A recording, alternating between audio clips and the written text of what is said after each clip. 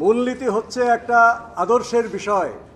এখানে যদি আমরা নোট অফ ডিসেন্ট দিয়ে মেনে নিই, ভবিষ্যৎ প্রজন্ম শুধু নয়, বর্তমান প্রজন্ম আমাদেরকে ক্ষমা করবে না। আমরা সেটার অংশীদার হতে প্রস্তুত নই। কাজে আমরা বলেছি, যদি রাষ্ট্রীয় যে বিদ্যমান 4 মূলনীতি তার সাথে এগুলো থাকে, আমাদের কোনোই আপত্তি নেই।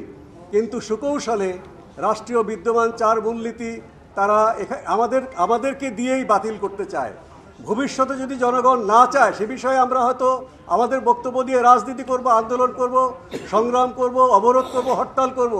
কিন্তু আমাদেরকে দিয়েই এটাকে মানে রাষ্ট্রীয় বিদ্যমান 4 মূলনীতিকে হত্যাকাণ্ড, সেই আত্মহত্যা আমরা করতে পারি না। সেই কারণে আপনাদেরকে সাক্ষী রেখে আমরা এই প্রক্রিয়া থেকে নিজেদেরকে বিযুক্ত করেছি।